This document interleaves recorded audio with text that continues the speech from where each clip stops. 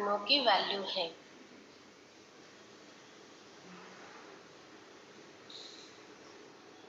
एक एक रत्न पद्मपति बनाने वाला है।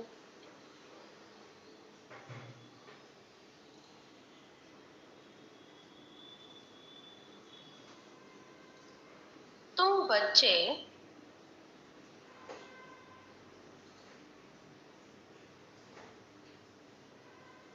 इन रत्नों को धारण कर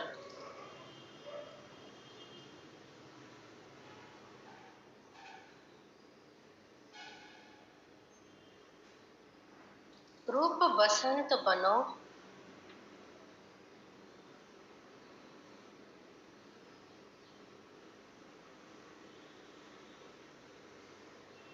मुख से सदैव रत्न निकलते रहें।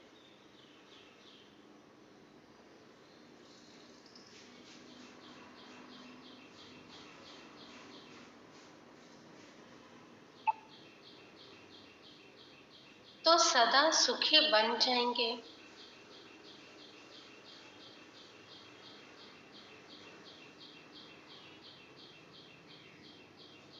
जो बच्चे मीठा बनते हैं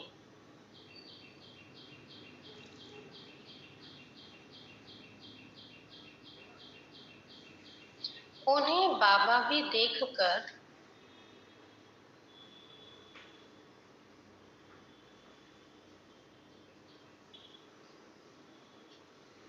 खुश होते हैं।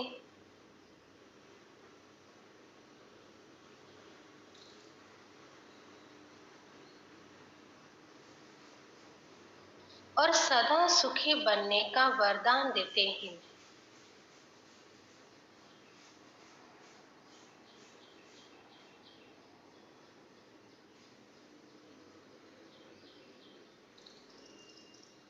तुम बच्चे इसी वरदान से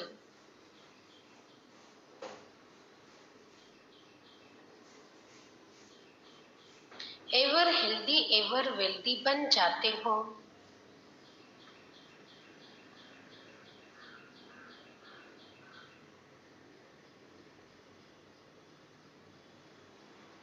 गीत है आ गए दिल में तुम। ओम शांति। कितना मीठा गीत है। भल बनाया फिल्म वालों ने है, परंतु वे तो कुछ भी जानते नहीं। तुम मीठे बच्चे इस बेहद के नाटक में पार्ट बजा रहे हो। बेहद के ड्रामा में बेहद का बाबा भी अब पार्ट बजा रहे हैं। समो, तुम बच्चों को स्वीट बाबा ही नजर आते हैं। आत्मा इन नैनों से शरीर के ऑर्गन से एक दो को देखती है। आत्मा भी जो सम्मुख बैठी है वह जानती है, जिसके लिए बाबा कहते हैं स्वीट चिल्ड्रन। बाबा कहते मैं सब बच्चों को बहुत स्वीट बनाने आया हूँ। माया ने तुमको बहुत कड़वा बना दिया है। उसने क्या किया, ऐसे संस्कार बदल दिए, हमारे इतने बिगाड़ दिए जिससे हम कड़वे बन गए। जिसको भी देखो उसको तंग करते रहते, दुख देते रहते हैं। फिर आप कहेंगे दीदी हम कहाँ ऐसा कुछ करते हैं, लेकिन संस्कार ऐसे बन गए जो हमें खुद को ही पता नहीं चलता है कि हमसे ऐसा कुछ हो रहा है। आजकल तो ऐसा मोस्टली होता है, हम अपने अपने मन में रहते हैं, अपने अपने कर्मों में रहते हैं, लेकिन पता नहीं किसका कब कैसे दिल दुखा देते समझ में भी नहीं आता है, लेकिन अनजाने में होता है। लेकिन बाबा कहते कि जब तुम एकदम स्वीट बन जाते हो, मीठा बन जाते हो, तो तुम्हें देखकर मुझे बहुत खुशी होती है। क्योंकि सारी कड़वी दुनिया में आप बच्चे मीठे बन गए। तो फिर बाबा जब खुश होते तो वरदान दे देते, कौन सा, सदा सुखी भव। माया ने तुमको बहुत कड़वा बना दिया है, ये बाबा ही आकर समझाते। पहले तो यह भी मालूम नहीं था कि हम कड़वे हैं, है ना। कितना ना ये कहेंगे कि पहले हम कड़वे ही मालूम भी नहीं था, तो मीठा बनने का पुरुषार्थ करना तो बहुत दूर की बात है। लेकिन जैसे बाबा ने आकर बताया कि बच्चे तुम कड़वे बन गए थे, तो तुरंत हमने क्या कर दिया, अपने आप को पुरुषार्थ के मोड़ पर शिफ्ट कर दिया कि चलो अपने में परिवर्तन करना है, करना है, करना है, करते जाते ही। फिर यह बाबा ही आकर समझाते हैं, तुम कितने स्वीट थे। बरोबर तुम जब मंदिरों में जाते हो तो देवताओं को कितना स्वीट समझते हो, देवताओं को कितनी मीठी नजर से देखते हो। कहाँ मंदिर खुले तो स्वीट देवताओं का दर्शन करें। बनावट तो भले पत्थर की है, परंतु समझते हैं यह स्वीट होकर गए हैं। शिव के मंदिर में जाते हुए बहुत स्वीटेस्ट है, जरूर होकर गए। स्वीटेस्ट स्वीटेस्ट, मीठे से मीठा बाबा जरूर भारत में ही आया होगा। मंदिरों में जो भी है वो सब होकर गए।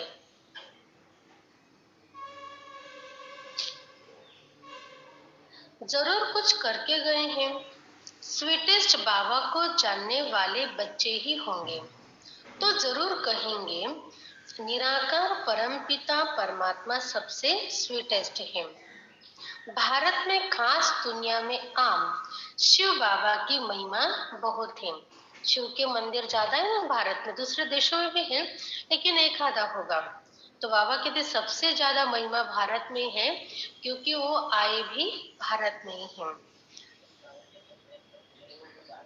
ओल्ड भारत है। अविनाशी, अविनाशी कहा था। शिव काशी विश्वनाथ गंगा ऐसे बहुत कहते हैं, वहां जाकर रहते भी हैं।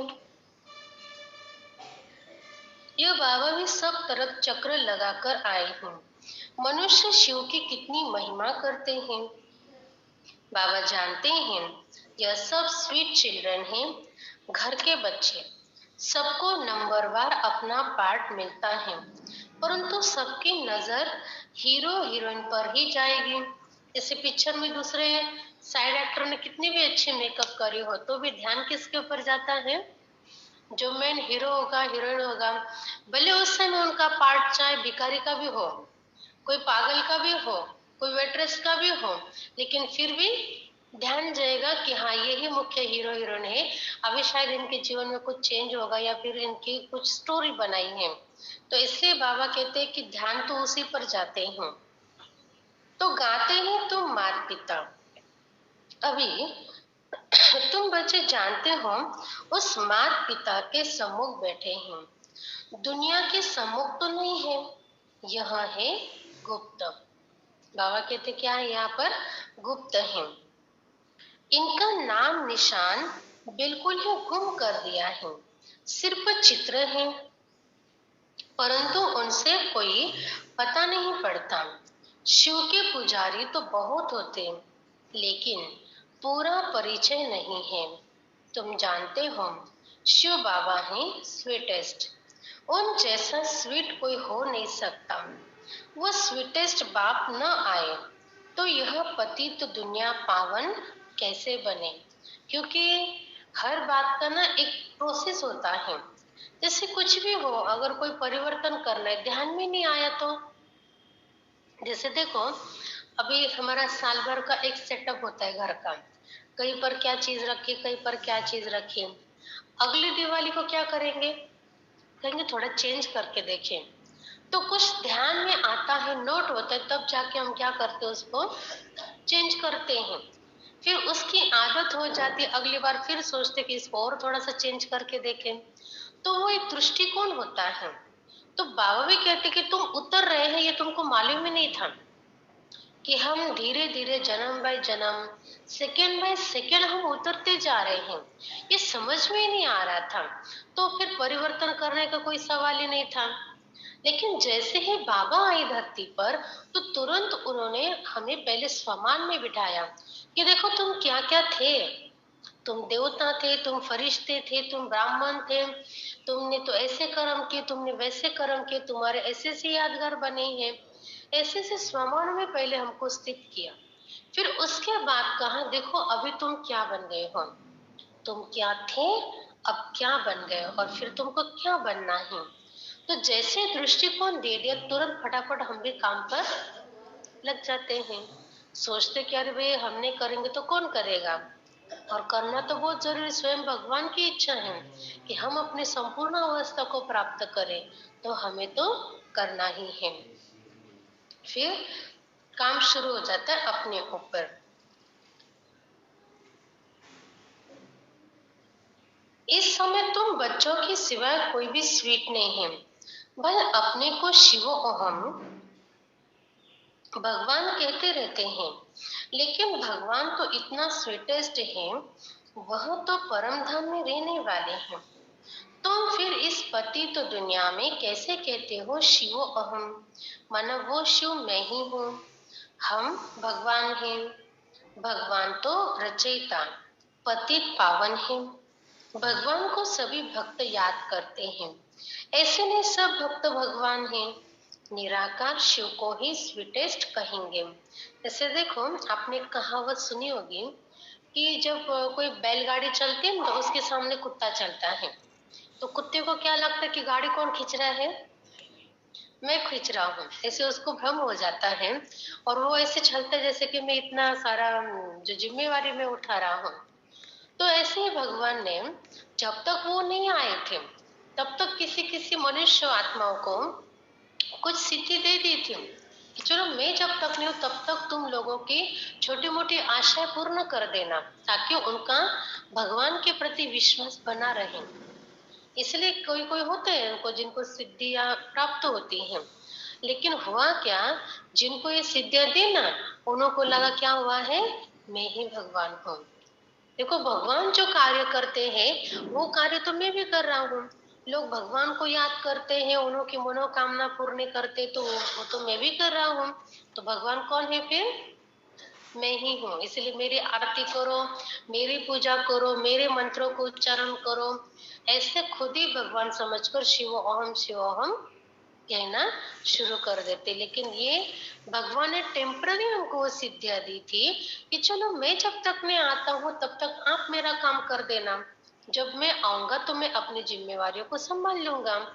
लेकिन फिर बीच में उनको अहंकार आ जाता है। फिर बाबा तो कहेंगे ना, चलो ठीक है भाई तुमने इतना दिन किया तो किया, लेकिन अब मैं तो अपना अपना काम संभाल लूंगा। तो ऐसे नहीं सब भक्त भगवान हैं। निराकार शिव को ही स्वीटेस्ट कहेंगे। स्वीटेस्ट बाबा द्वारा ही स्वीटेस्ट स्वर्ग में जाएंगे। ये डिनाइस्टी रची जा रही है। स्वीटेस्ट बाबा हमको मोस्ट बिलवेड स्वीट बना रहे। आज तो बाबा पूरा मुख गोड़ गोड़ गोड़ गोड़ बनाते जा रहे, इतना बार बार स्वीट स्वीट स्वीट बोलते जा रहे हैं, जो मुख भी एकदम स्वीट होता जा रहा है।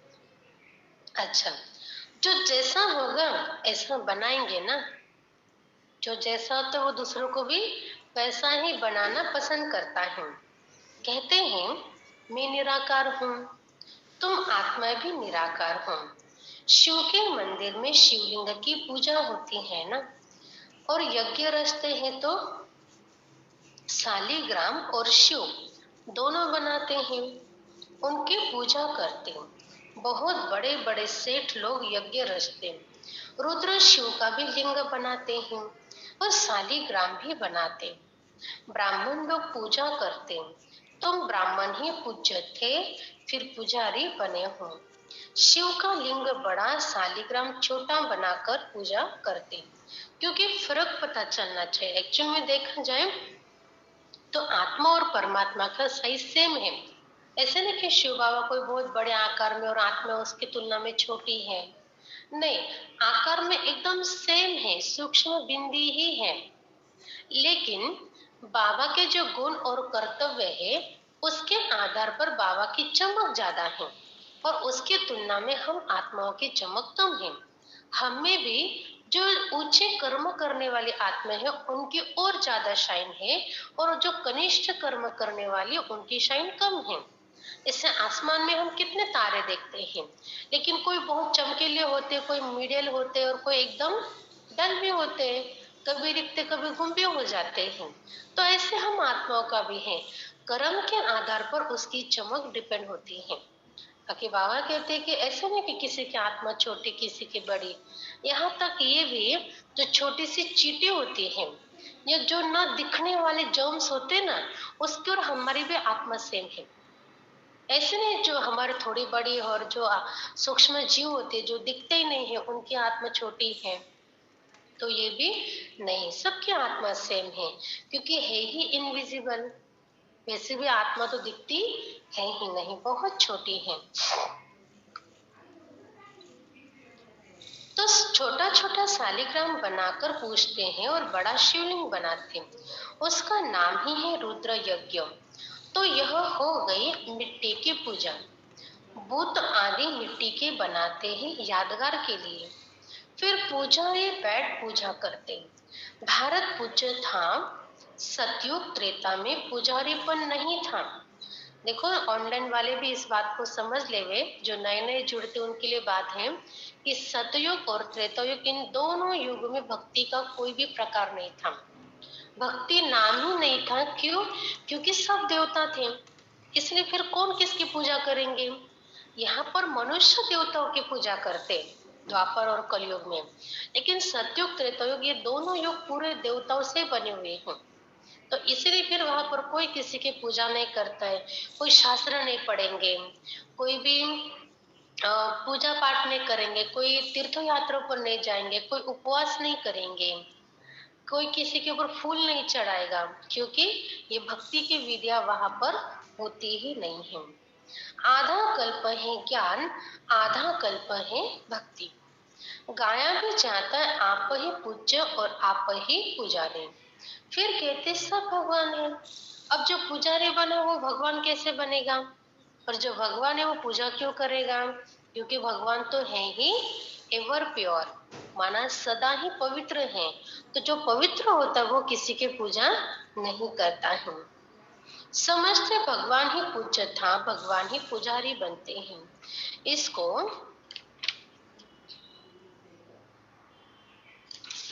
उल्टी गंगा कहा जाता है। गंगा है लेकिन कैसी उल्टी, जैसे कहते हैं ना किसी को इसका कैसा उल्टा सर चल रहा है, माना समझ के परे उनकी बुद्धि चलती। तो बाबा कहते हैं कि जो व्यक्ति पवित्र वो पावन जो पवित्र है वो पतित कैसे बन सकता है। वो तो मनुष्य आत्माओं के लिए बात लागू पड़ती है। बाबा को तो सब बुलाते हैं, हे भगवान, हे पतित पावन, हे रहम दिल। पुकारना माना ही उनका आह्वान करना, माना उनको बुलाना। भक्ति मार्ग में आधा कल्प भक्त लोग आह्वान करते आए हैं। स्वर्ग में तो तुम मालिक होंगे। बाबा कहते तुमको बहुत स्वीटेस्ट बना रहा हूँ। गॉड फादर कितना मीठा कितना प्यारा, शिव भोला भगवान है।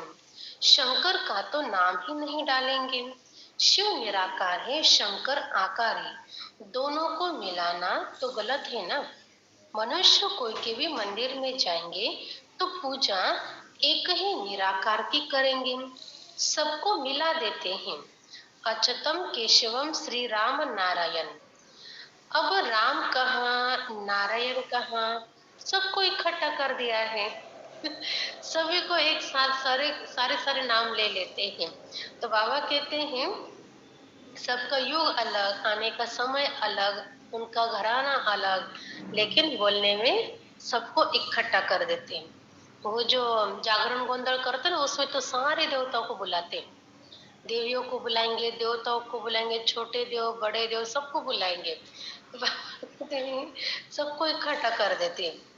अच्छा, व्यास कौन था यह भी कोई नहीं जानते, कहते कि गीता भगवान ने लिखी। अच्छा थोड़ी देर के लिए मान लो कि कृष्ण भगवान है, तो गीता सुनाई कृष्ण ने, सुनी अर्जुन ने, फिर देखी संजय ने, फिर से सुनी धृतराष्ट्र ने। ये चारों ने भी, चारों में से किसी ने भी गीता नहीं लिखी है। जो साक्षी थे उन सब सिंह को, उन्होंने तो किसी ने भी नहीं लिखी गीता। गीता लिखी किसने? व्यास ऋषि ने, जो कि वहां पर था ही नहीं, लेकिन समझते व्यास भगवान ने गीता लिखी। अब एक तरफ कृष्ण को भगवान कहते, दूसरी तरफ व्यास भगवान ने लिखी कहते हैं। अभी क्या समझे सही? खुद ही खुद समझ नहीं पा रहे कि हम बोल क्या रहे हैं। इतनी भ्रष्ट बुद्धि इंसानों की हो गई है जो समझ नहीं पाते हैं कि हम एग्जैक्टली बोल क्या रहे, सही बोल रहे कि गलत बोल रहे हैं।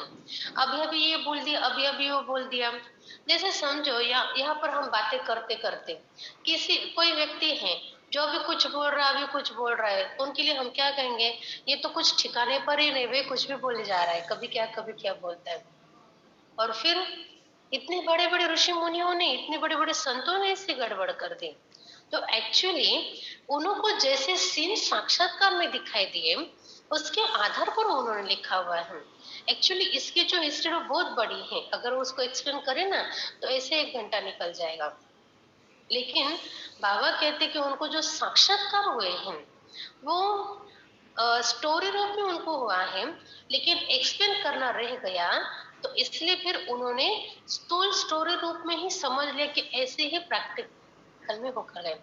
अभी देखो छोटे बच्चों को कुछ समझाना होता है हमको, तो उसको हम कहानी के रूप में सिखाएंगे, चित्रों के रूप में सिखाएंगे, क्योंकि उसकी बुद्धि इनोसेंट होती है, डायरेक्ट कुछ बोले तो समझेगा नहीं।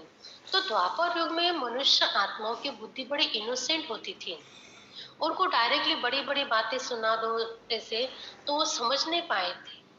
इसलिए फिर उनको स्टोरी रूप में जो कोड लैंग्वेज होती है ना, उस आधार पर उनको ज्ञान समझाने की कोशिश की गई। लेकिन फिर बाद में जो लोग आए, तो जो थोड़े विचारवंत थे, उन्होंने उस गीता को पढ़ा और अपने को जो समझ में आया वैसे एक्सप्लेनेशन उसने लिख दिए। इसलिए देखो हर शास्त्र में ना अलग अलग बातें लिख दी हैं। यूट्यूब पर भी आप देखेंगे कभी किसमें क्या स्टोरी बता दी, कभी किसमें स्टोरी क्या बता दी, अलग अलग बातें, क्योंकि पढ़ने वालों ने अलग अलग अर्थ लिया है, तो उसके आधार पर फिर ऐसे अलग अलग गीताएं भी बन गई। तो व्यास कौन था यह कोई भी नहीं जानते। वास्तव में सच्चे व्यास सुखदेव के तुम बच्चे हो। बाबा बैठ सहज योग की नॉलेज सुनाते हैं और उस सुखदेव के हम बच्चे हैं। सच्चे सच्चे व्यास हम ब्राह्मण हैं, हमको प्रैक्टिकल में बैठ सहज राजयोग सिखलाते हैं, जिससे हम मनुष्य से देवता बनते हैं। देखो इस योग को सहज राजयोग क्यों कहा जाता है, क्योंकि ये बहुत सहज करना होता है। जैसे कि दुनिया में जो योग करते हो उसमें बड़ा हठ योग होता है। जंगल में चले जाओ, सब कुछ त्याग करो, चप्पल नहीं पहनो, ठंडियों में भी स्वेटर नहीं पहन सकते, शॉल नहीं ओढ़ सकते हैं, खाने पीने में भी बड़े मना इसे खुद को ज्यादा भूखा रखेंगे, फिर कुछ भी एक अलग सा आसन करके बैठेंगे, कोई एक टांग पर खड़ा रहेगा तो कोई हाथों के ऊपर उल्टा खड़ा रहेगा, कोई पेड़ पर जाकर बैठता, कोई खड्डों में जाकर बैठता है। मैंने इसे अलग अलग अपने आप को बहुत तंग करके जो मना वो करते हैं उसको कहेंगे हठ योग। और हमारा देखो, हम रोज टाइम पर सो रहे हैं, खा रहे, पी रहे, घूम रहे हैं, है ना, घूमते हुए ना कहीं के जाते हैं छुट्टियों के दिनों में, तो घूम भी रहे हैं, बैठे बैठे भी योग कर रहे हैं, लेटे लेटे भी योग कर रहे हैं, घूमने जा रहे तो भी योग कर रहे हैं। कितना सहज है देखो। दुनिया में ऐसे सन्यासी कर सकते, घूमते घूमते योग कर सकते क्या वो? नहीं, उनका तो रहता कि इसी जगह पर बैठ कर करना, कहीं जाना नहीं, कुछ कहीं खाना नहीं, कहीं आना नहीं, जाना नहीं, ऐसे ऐसे उनके नियम बने हुए हैं। और उसके तुलना में हमको देखो तो हम बड़े आराम से हैं, रिलैक्स हैं, खाते हुए भी याद करते, पीते हुए भी याद करते, सोते हुए भी याद करते, जैसे चाहे वैसे भगवान को याद करते और अपने जीवन को परिवर्तन करते। इसलिए ये सहज राजयोग है। और इतने आसानी से करने के बाद भी प्राप्ति देखो कितनी ऊंची है। साधारण प्राप्ति नहीं होती, प्राप्ति क्या है, राजाओं का राजा बन जाते हैं हम, स्वराज्य अधिकारी बन जाते इस जन्म में भी और आगे के जन्म में भी। हम ब्राह्मण हैं ना, देवताओं के आगे जाकर गाते हम पापी नीच कड़वे हैं, वो तो बहुत मीठे हैं ना। इन लक्ष्मी नारायण ने ही 84 जन्म लिए हैं। ततत्वम, यह नॉलेज तुमको ही मिलती है। लक्ष्मी नारायण में वहां यह नॉलेज नहीं होंगे। हम वहां यह नॉलेज देकर किसी को देवता नहीं बनाते, तो बाकी क्या काम करें, यहाँ तो कितने काम है। बाबा ने बता दिया यहाँ पर बहुत काम है वे, योगदान दो, सेवा करो, परिचय दो, प्रवचन करो, मुरली सुनो सुनाओ। कितने काम है, अमृत वेला करो, बाबा को मिलने के लिए मधुबन में चले जाओ। और सत्युग में इसमें से कोई काम करेंगे? मधुबन जाएंगे सत्युग में? हम्म कोई मधुबन नहीं, कोई मुरली नहीं, कोई अमृत वेला नहीं। हाँ, कुछ किसी को ज्ञान नहीं देना है, किसी को बाबा का परिचय नहीं देना है, ना अपनी स्थिति को ही संभालना है, कुछ भी नहीं करना है, वहां पर सब आराम से होगा। हाँ, नहीं नहीं, इसलिए अभी हम स्वीटेस्ट बाबा के बच्चे, फिर श्री लक्ष्मी नारायण बनेंगे। तुम जानते हो हम स्वीटेस्ट फादर से स्वीटेस्ट बनते हैं। शिव बाबा हैं श्री श्री मीठे से मीठा, उनसे हम भी मीठे बनते हैं। हम अपने को श्री श्री नहीं कह सकते, यह समझने की बात है। तुम जितना अशरीरी देही अभिमानी बनेंगे और मीठे बाबा को याद करेंगे उतना मीठा बनेंगे। देही अभिमानी बन बाबा और वर्षे को याद करना है। यह एक मुख्य बात न भूलो। मुझे याद करेंगे तो मेरे जैसा मीठा बन जाएंगे। जो जिसको सिमरन करता है वो वैसा ही बनता है। इसलिए कहावत बनी ना, अंतकाल जो सिमरे, माना अंतिम समय तक जो जिसकी याद करता है वो वैसा ही बन जाता है। तो जैसे जिंदगी भर हमने बाबा को याद किया तो मरते समय भी बाबा याद आएगा, और जिंदगी भर नहीं किया तो अंत में बाबा याद आएंगे क्या?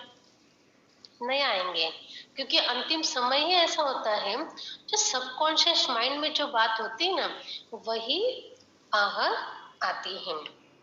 यह एक मुख्य बात न भूलो। मुझे याद करेंगे तो मेरे जैसा मीठा बन जाएंगे। तो ऐसा बनाने वाले बाबा को कितना याद करना चाहिए? देखो ये साइंस है कि जिस चीज को हम याद करते ना उसकी एनर्जी और हमारे एनर्जी कनेक्ट होती है। जैसे किसी व्यक्ति को हमने याद कर लिया, कि व्यक्ति तो दिन में कितने सारे मूड बदलता रहता है। आपको मालूम है कितना मूड बदलता है इंसान? 16 मूड होते हैं। हमको तो सिर्फ 2-4 ही मालूम होंगे, लेकिन 16 प्रकार के मूड होते हैं और 24 घंटे में 16 बार ऐसे मूड बदलता रहता है बीच बीच में, 16 तरीके के। और फिर वो जो मूड होते हैं ना, अभी कोई व्यक्ति किस मूड में हमको तो मालूम नहीं, और उसको हमने याद कर लिया। कोई उधर व्यक्ति उदास है, दुखी है, नाराज है, और उसको हमने यहाँ पर याद कर लिया। अपने आप कुछ देर के बाद में ना वो उसकी जो फीलिंग है ना वो हमें भी आ जाएगी। हाँ, अभी हमको ये मालूम नहीं कि वो किस मूड में है, लेकिन हमें लगता कि हम ही ऐसे हो गए, पता नहीं क्या हो गए, हम बोर हो रहे हैं, नाराज हो रहे हैं, दुखी हो रहे हैं। लेकिन बाबा कहते कि आपने ऐसे एनर्जी के साथ कनेक्शन जोड़ लिया जिसका मूड ऑफ है, जिसका मूड कुछ अलग है, तो इसलिए आप भी वैसे बन गए। और अगर आपने मेरे से कनेक्शन जोड़ लिया तो बाबा सदा कैसे है? आनंद स्वरूप है, सुख का सागर है, प्रेम का सागर है। तो इस सागर के साथ जुड़ जाएंगे तो हमारा मूड भी कैसा बनेगा? फिर बाबा से कनेक्शन में आने के बाद कितनी भी मूड चेंज हो गए तो चलेगा, क्योंकि बाबा का मूड हमेशा कैसे होता है?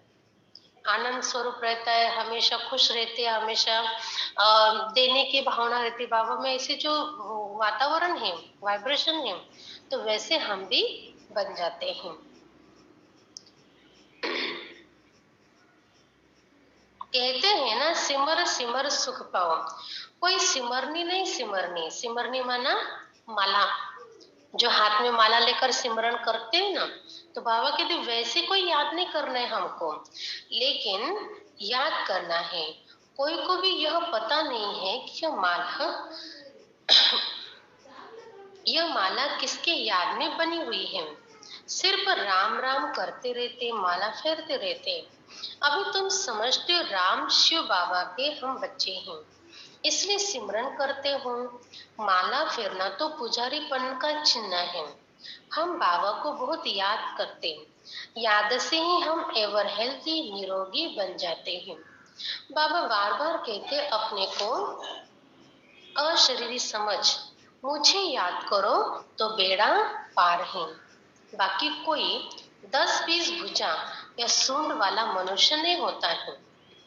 बाबा ने स्पष्ट बता दिया कि ऐसे जो अलग अलग देवताओं के चित्र बने हुए ना, तो ऐसे कोई देवता नहीं है। देवता सब होकर गए हैं जिनके भी नाम हमने सुने, लेकिन जैसे हम चित्रों में देखते हैं ना अलग अलग रूप वाले, तो वैसे नहीं होकर गए। न कोई बाबा कहते न कोई छींकने से देवता बनता है, इच्छाओं को बना ना। कहते कि ब्रह्मा देव को छींक आई तो उसमें से इच्छाओं को नाम का देवता बन गया। ये बातें अब सुनते हैं तो समझते यह क्या है। नाक से कोई निकले व्यक्ति तो कितना ऐसे खराब लगता है। यह सब भक्ति मार्ग की सामग्री है। सत्युग में यह कुछ भी होगी नहीं। ऐसे सामग्री होगी कि भक्ति मार्ग ऐसे शास्त्र वास्त्र बनेंगे कि वहां पर, या कुछ भी नहीं रहेगा। भक्ति आधा कल्प चलती है, ज्ञान कोई आधा कल्प नहीं चलता। ज्ञान की प्रारब्ध आधा कल्प चलती। ज्ञान से 21 जन्म का वर्षा मिलता है। तो जैसे वह भक्ति का वर्षा मिलता है, भक्ति पहले सतो प्रधान थी, फिर सतो रजो तमो हो जाती है। जैसे यह भी बाबा से वर्षा मिलता है, तो फिर पहले सतो प्रधान फिर रजो तमो में आते हैं। ज्ञान का वर्षा में सतो प्रधान सतो रजो तमो होता है। यह समझने की बातें हैं। जिसके जैसी अवस्था जैसा पुरुषार्थ, फिर उन्हों को प्राप्ति भी वैसे ही होती है। देखो बाबा ने कहा है कि वर्षा भी ऐसे मिलता है, सतो प्रधान सतो रजो और फिर तमो। ज्ञान का वर्षा भी ऐसे मिलता है। पहले तो समझना है, हम आत्मा मोस्ट बिलवेड बाबा के बच्चे हैं। बाबा इस जिस्म में आए हैं। अच्छा, शरीर बिगर मुरली कैसे सुना सकेंगे? क्योंकि शिव बाबा की जो सूक्ष्म भाषा है वो तो समझ में आएगी नहीं हमको। फिर इसलिए बाबा को हमारे जैसे बोली भाषा बोलने वाले व्यक्ति का तन बाबा चुनते हैं, जिसके आधार पर फिर हम ज्ञान को समझ सकते हैं।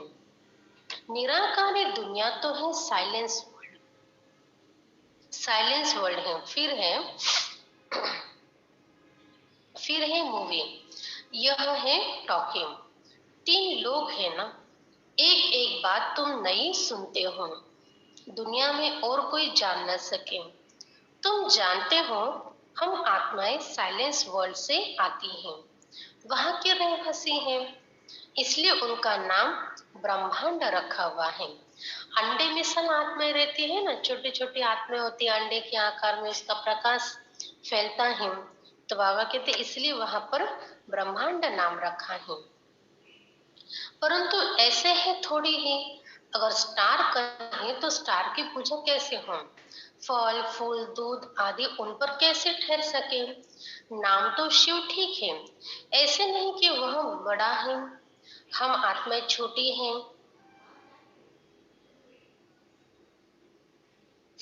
परम माना परम धाम की रहने वाली आत्मा जो मोस्ट बिलवेड है, इसलिए परमात्मा कहते हैं। तुम जानते हो अब हमको बाबा की श्रीमत पर चलना है। बहुत मीठे से मीठा बाबा आकर हमको मोस्ट स्वीटेस्ट स्वीट बनाते हैं।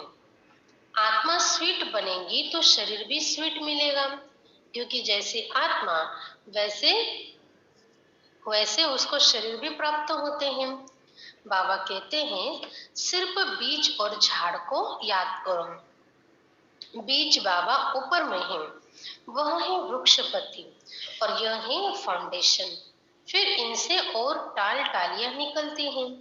दुनिया में कोई की बुद्धि में यह नहीं है। बाबा कहते हैं लाडले बच्चे, निराकार बाबा इस शरीर द्वारा बोलते हैं। तुम इन कानों से सुनते हो, आत्मा ही धारण करती है। ज्ञान सूर्य प्रकटा, अज्ञान अंधेर विनाश। अंधेरी रात होती है, मनुष्य समझते हैं इससे भी अर्जुन अंधियारा होगा, क्योंकि कहते कलयुग अभी और 40,000 वर्ष चलेगा। अभी 40,000 वर्ष में हमारे कितने कल्प हो जाएंगे? 80 80 चक्र तो हमारे आराम से हो जाएंगे, है ना। तो बाबा कहते हैं कि 40,000 वर्ष माना कितना अभी समय है। अभी ही इतनी गंदगी दुनिया में फैली हुई है और दिन ब दिन कितनी फास्ट तेजी से ग्रोथ हो रही है गंदगी की। कितनी फास्ट गंदगी, गंदे विचार, गंदे लोग, गंदा व्यवहार, ये सब बातें जल्दी जल्दी बढ़ रही हैं। 40,000 वर्ष में तो क्या हो जाएगा? क्या हो जाएगा? इसलिए बाबा कहते हैं कि समझते नहीं कुछ भी, यह है ही घोर अंधियारा। मनुष्य यह नहीं जानते।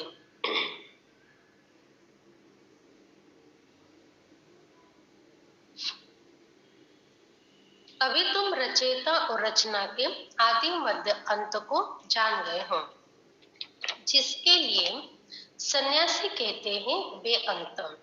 ईश्वर तुम्हारी गतमत न्यारी है। अभी देखो भगवान के लिए लोगों ने गतमत न्यारी क्यों कह दिया या बेअंत क्यों कह दिया? क्योंकि जब द्वापर युग शुरू हुआ और फिर मनुष्य आत्माओं से, मनुष्य जो देव आत्मा वो वाम मार्ग में चले गए, और जैसे वाम मार्ग में चले गए तो वहां पर उनको मन खाने लगा। जब भी कोई अच्छा इंसान कुछ गलत कर्म कर लेता है तो वो चैन से नहीं बैठ सकता, उसका मन उसको खाता रहता है। और जैसे उसका मन खाने लगा तो फिर उसको बेचैनी महसूस होने लगी। अरे हमसे तो गलत हो गया, गलत हो गया, तो अभी क्या करें कि जिससे हमारे मन को कुछ राहत मिले, ये बेचैनी खत्म हो जाए। फिर उन्होंने फिर ऐसे बहुत बहुत सोचा, तब जाके उनको निराकार शिव का साक्षात्कार हुआ। अभी उसको कैसे खुश करे, फिर शिव परमात्मा को खुश कैसे करे, इस बात के लिए फिर उन्होंने अलग अलग विधियां अपनाई, मंदिर बनाए, फिर उसकी पूजा करने लगे, फूल फल चढ़ाने लगे, आदि आदि प्रकार करने लगे। लेकिन ये सब कुछ करने के बाद भी भगवान एग्जैक्टली क्या है, कैसे है, ये समझ में नहीं आ रहा था। इसलिए इतना ढूंढने के बाद फिर थक गए और थक कर फिर कह दिया कि भगवान ये अंत है। उनकी गतमत वही जाने, कुछ भी हमको समझ में नहीं आता, क्योंकि उन लोगों ने ईमानदारी से मेहनत की और ईमानदारी से मेहनत करने के बाद भी उनको संपूर्ण परमात्मा की नॉलेज नहीं मिल पाई, इसलिए उन्होंने फिर बेअंत बोल दिया। तुम तो समझते हो ईश्वर ही आकर गति सदगति करते हैं। तुम जानते हो श्रीमत से हम सो नर से नारायण, नारी से लक्ष्मी बनेंगे। कितना भारी नशा है। एम ऑब्जेक्ट तो एक होती है ना। बैरिस्टर बनेंगे परंतु नंबरवार तो बनेंगे, सभी एक जैसे बैरिस्टर तो नहीं बनेंगे। इसलिए फॉलो फादर मदर, क्योंकि नंबर 1 बनने तो नंबर 1 को फॉलो करना पड़ेगा ना। नंबर 2 को, नंबर 3 को फॉलो करेंगे तो और भी उनसे नीचे नंबर लेंगे, इसलिए नंबर 1 को फॉलो करो।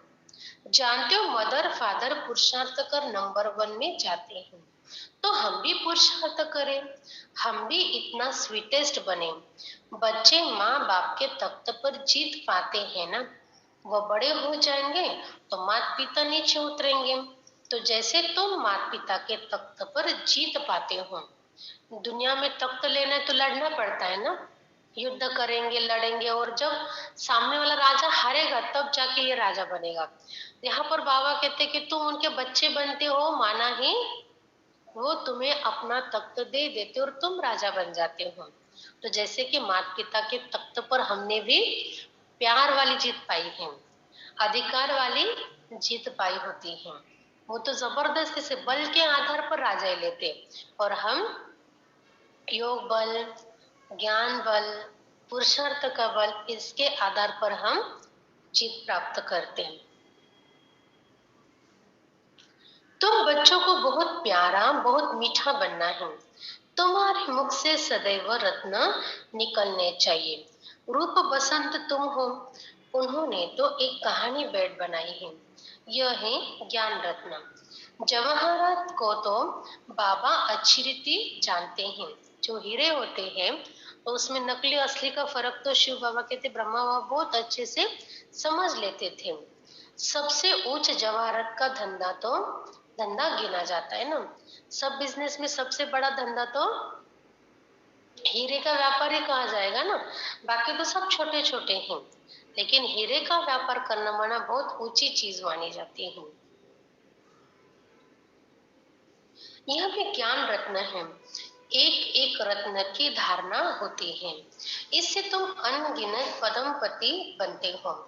तुम्हारे महलों में कैसे सोने की ईंटें हीरे के जवाहरात लगते हैं। बड़े सुखी रहेंगे तुम। इमेजिन करो तो इतना बड़ा महल, उसमें सोने की ईंटें, सोने का फर्नीचर, सोने के बर्तन, सोने के वस्त्र, सोने के दागिने। हम्म, कितना बड़ा थाट होगा वहां पर नहीं। और हमको हमारे महल को सजाने के लिए मिलेंगे हीरे। जैसे यहाँ पर वो नकली स्टोन कुंदन आदि चिपकाते ना, तो वैसे वहां पर डायरेक्ट हीरे मिलेंगे सजाने के लिए। तो एवर हेल्दी एवर वेल्दी बनेंगे। यह जैसे बाबा वरदान देते हैं, क्योंकि श्रीमत पर चलकर मीठा बन गए ना, तो फिर बाबा हमको सदा सुखी का वरदान देते हैं।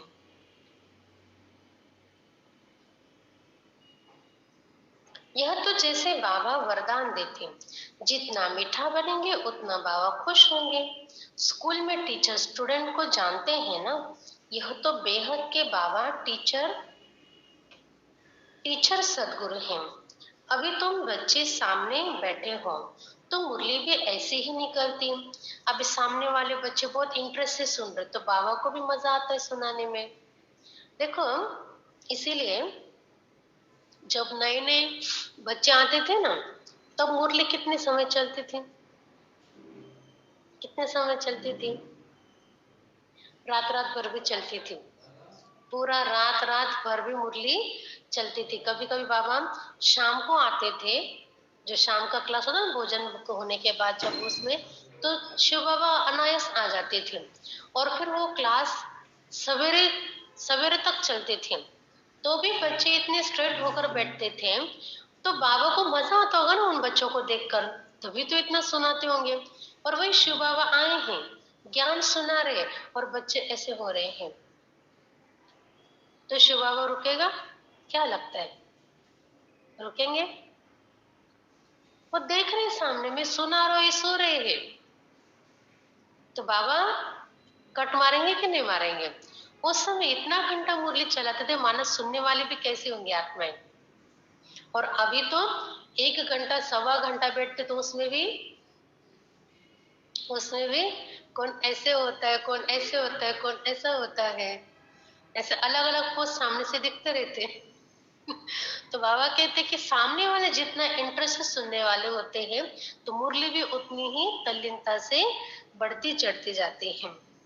उसका एक नशा भी, सुनाने वाले को भी नशा चढ़ता है कि सामने वाले इतना इंटरेस्ट से सुन रहे हैं, तो हम भी उतना प्यार से सुनाए। और सामने वाले झुटके खा रहे, सो रहे, आगे पीछे हो रहे, साइड में हो रहे, तो सुनाने वाला भी सोचते जाने दो, इनको नींद आ रही, चलो छोड़ो, शॉर्ट में निपटा लो। अभी तुम बच्चे सामने बैठे हो तो मुरली भी ऐसे निकलती, परंतु फिर ज्ञानी तो आत्मा को बाबा यहाँ रहने नहीं देते। ज्ञानी तो आत्मा को माना सेवा करने के लिए वो बाहर भेज देते। कहते हैं जाओ, जाकर मनुष्य से देवता बनाने की सेवा करो। जो ज्ञानी है, बाबा कहेंगे कि ऐसे बच्चे तो फिर मुझे चाहिए ना बाहर भेजने के लिए, जो अच्छे से मनुष्य को देवता बना सके। इसलिए फिर बाबा उन्हों को भेज देते हैं। जो कड़वे थे कड़वे, आज तो बाबा ने बड़ा अलग शब्द यूज किया। जो कड़वे थे कड़वे, प्लेगी बहुत रोगी हो गए हैं। प्लेगी प्लेगी बहुत प्लेग रोग मालूम है ना, जो कुछ सालों पहले शायद 80-90 साल पहले ये बीमारी निकली थी प्लेग का, जो चूहे की वजह से फैलता था। तो उसमें वो महामारी जब निकली थी ना, तो ऐसे फटाफट लोग मर रहे थे। तो बाबा कहते कि ऐसे फिर कोई कोई कड़वे और प्लेगी रोगी होते हैं, तो उनको निरोगी बनाओ। इतने रोगी बन गए तो उनको निरोगी बनाओ। अभी तो एवरेज आयु 40-45 वर्ष हो गए। योगी की आयु बहुत बड़ी होती है। श्री कृष्ण को महात्मा योगेश्वर कहते हैं। उनका जब राज्य था तब एवरेज आयु 150 वर्ष थी। अब रोगी बन गए हैं। हिसाब तो है ना, परंतु मनुष्य जानते नहीं।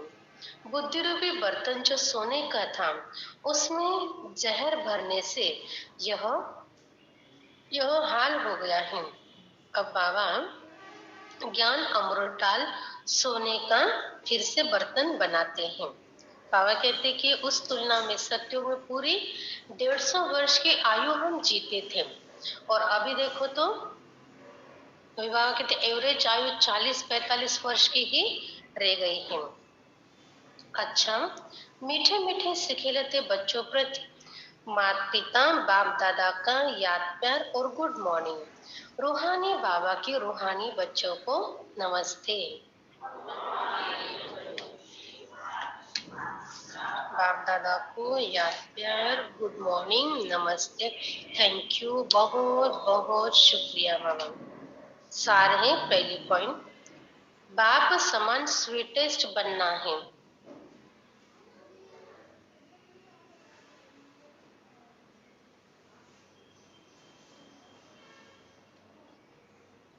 मुख से कभी कड़वे वचन नहीं निकालने हैं।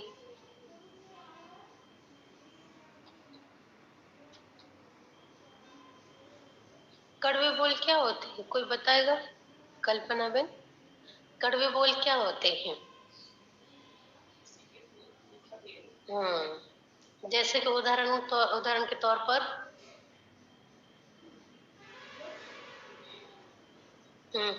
और शब्द बताओ, शब्द। हम्म गाली देना, बराबर, ये भी कड़वा शब्द है। और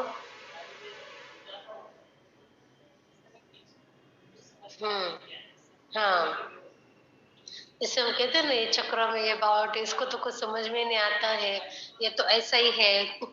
ये सारे शब्द जो है ना, ये कड़वे शब्द है। आज हमें नोट करना, हमारे मुख से ऐसे कौन से शब्द निकलते हैं, और उनको हमको कैसे चाहिए। अभी देखो गुस्सा आता तो कुछ तो बोलेंगे ना हम।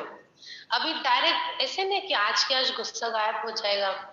गुस्सा नहीं आएगा तो कड़वे शब्द भी नहीं निकलेंगे। प्यार वाले शब्द, जैसे देखो जिस समय हम प्यार में होते हैं ना, तो क्या क्या शब्द बोलते सामने वाले को, जरा याद करो तो।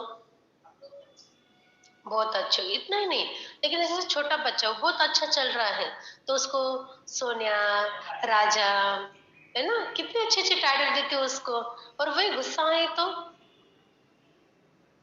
कंपेयर करना। तो अभी गुस्सा तो एकदम से जाएगा नहीं, तो पहले तो शब्दों को चेंज करना पड़ेगा हमको।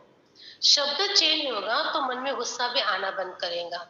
आप फिर कहेंगे ऐसे कैसा, उल्टा ही है, पहले गुस्सा बंद होगा तो शब्द आने बंद हो जाएंगे। लेकिन मैंने अपना एक अनुभव किया है, जब हम लौकिक में थे ना, तो जब भी किसी के लिए गुस्सा आता था ना, तो पहले तो मुख से बोल देते थे। लेकिन जब ज्ञान में आए तो ज्ञान में सबसे पहले तो यही बात हमको ज्ञान में लेकर आई है कि बाबा ने एक बार मुरली में कहा था, बच्चे कोई कुछ भी कहे तुमको चुप रहना है, सारे झगड़े खत्म हो जाएंगे। अभी इस बात को मैंने समझा कि मुख से चुप रहने से झगड़े खत्म हो गए, सामने वाला तो और कमजोर समझेगा हमको। लेकिन फिर भी मैंने कहा चलो ट्राई करके देखते हूँ। तो इसलिए मैंने ना मन में जब कोई ऐसे बोलता था ना विरोध में, तो मन में बहुत गुस्सा आता था, लेकिन मैंने मुख में लगा लिया ताला। एकदम अंदर जो बाहर से बोल रहे थे ना, वैसे अंदर से बोले जा रहे थे, लेकिन मुख को ताला लगा दिया। लेकिन कुछ दिनों के बाद मैंने ऐसा महसूस किया, अपने मन ने अपने आप को समझा दिया कि तुमको जो बोलना है वो बोलो, लेकिन मुझे जो करना है मैं वही करूंगी। तो मैंने अपने आप को जैसे उस फाके से रिलैक्स कर लिया। फिर वो बोलता जाना, तो बाद में तो उनकी बातों पर अटेंशन जाना ही बंद हो गया कि वो क्या बोल रहा है। फिर उसके बाद ये हो गया कि वो कुछ दिनों के बाद मन में आना ही बंद हो गया। मन में जैसे आना बंद हो गया तो सामने वाले का बोलना बंद हो गया। तो ये मैंने अप्लाई किया हुआ था ये बात को। तो इसलिए मुझे लगता है कि कुछ दिन पहले ट्राई करके देखो कि मुंह को ताला लगा लो, और फिर क्या होगा, कुछ दिनों के बाद शब्द, शायद आप ये ट्राई करें, मुझे तो इससे रिजल्ट मिले, आप अपना तरीका ट्राई करके देखो। लेकिन कोशिश करो, पहले तो चेक करो क्या क्या शब्द निकलते जब भी हम नाराज होते हैं, गुस्से में आते हैं, चिढ़ जाते हैं, क्या क्या बोलते हैं। और फिर अभी उसके बदले में क्या क्या बोलना है। गुस्सा आता है ना, तो उसके बदले में ऑप्शनल क्या शब्द है हमको, फिर उसकी लिस्ट बनाओ। और फिर कुछ दिनों के बाद देखो आपको गुस्सा आना ही बंद हो जाएगा, क्योंकि चेंज करो, शिफ्ट करो अपने आप को। तो मुख से कभी कड़वे वचन नहीं निकालने, सदैव मीठा बोलना है। अभी कड़वे नहीं निकालने तो कुछ तो बोलेंगे ना, कड़वा नहीं बोलेंगे तो मीठा बोलना पड़ेगा। तो मीठे शब्दों की लिस्ट बनाओ। देखो शब्द संग्रह होने चाहिए, जिनको भी अच्छा बोलना है ना तो शब्द संग्रह करेंगे तो अच्छे बोल अपने आप निकलते जाएंगे। दूसरी पॉइंट है, बाबा हमको जो अमूल्य ज्ञान रत्न दे रहे हैं,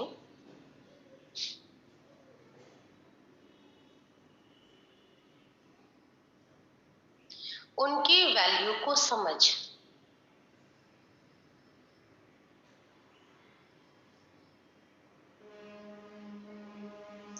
अच्छी रीति धारण करना है,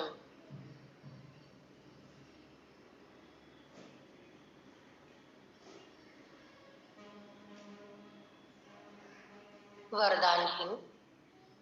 अपने हर्षित चेहरे द्वारा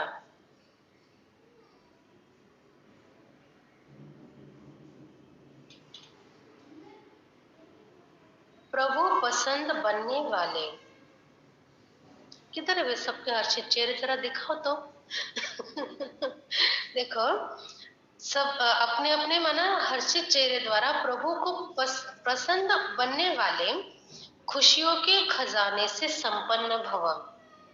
आज बाबा ने कहा ना कि जितना मीठा बनते हैं तो बाबा भी उनको देखकर खुश होते, तो वरदान देते हैं। आज अगर सदा सुखी का वरदान चाहिए तो क्या करना पड़ेगा, मीठा बनो और अपना चेहरा हर्षित रखो।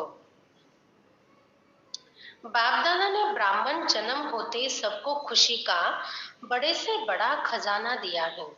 ये ब्राह्मण जन्म की गिफ्ट है। बाप दादा हर बच्चे का चेहरा सदा खुश देखना चाहते, सदा हर्षित चेयरफुल चेहरा ही प्रभु पसंद है। और हर एक को भी वही पसंद आता है। सदा खुश रहने के लिए यही गीत गाते रहो कि पाना था वो पा लिया, काम बाकी क्या रहा। नशे से कहो कि हम खुश नहीं रहेंगे तो कौन रहेगा, हम नहीं रहेंगे तो कौन रहेगा। स्लोगन है, निराकारी निरहंकारी स्थिति में स्थित रहकर, निराकारी निरहंकारी स्थिति में स्थित रहकर विश्व को प्रकाशित करने वाले हैं।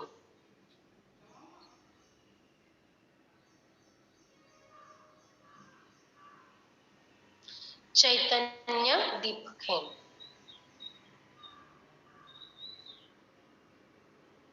देखो एक्चुअली में देखा जाए प्रकाश और निराकार निरंकारी, इसमें तो वैसे देखा जाए ना तो कोई मेल नहीं है।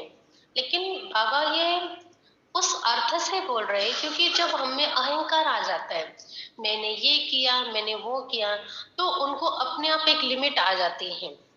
लेकिन जब निराकारी निरंकारी बन जाते हैं तो फिर बाबा बेहद की सेवा में उन आत्मा को यूज करते हैं।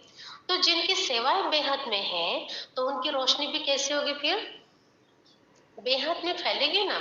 इसलिए बाबा कहते निराकारी निरंकारी, निराकारी निरंकारी स्थिति में स्थित रहकर फिर विश्व को प्रकाशित करने वाले चैतन्य दीपक हैं।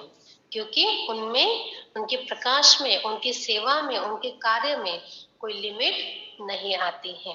क्योंकि अनलिमिटेड बाबा अनलिमिटेड बच्चों को यूज करेंगे तो उनकी रोशनी भी अनलिमिटेड फैलेगी। आज 9 नंबर के पॉइंट है, जैसे कोई बड़ा ऑफिसर व राजा जब स्वमान की सीट पर स्थित होता है तो दूसरे भी उसे सम्मान देते हैं। अगर स्वयं सीट पर नहीं है तो उसका ऑर्डर कोई नहीं मानते। ऐसे ही जब तक आप अपने स्वमान की सीट पर नहीं तो माया भी आपके आगे सरेंडर नहीं हो सकती, क्योंकि वो जानते हैं कि यह सीट पर सेट नहीं है। सीट पर सेट होना अर्थात स्वयं को मास्टर सर्वशक्तिवान समझना। तो जो हमारा स्वमान है, बाबा कहते स्वमान में स्थित रहो, तो फिर माया भी हमारे सामने झुकेगी, नहीं तो फिर वो पार करेगी। अच्छा, ओम शांति।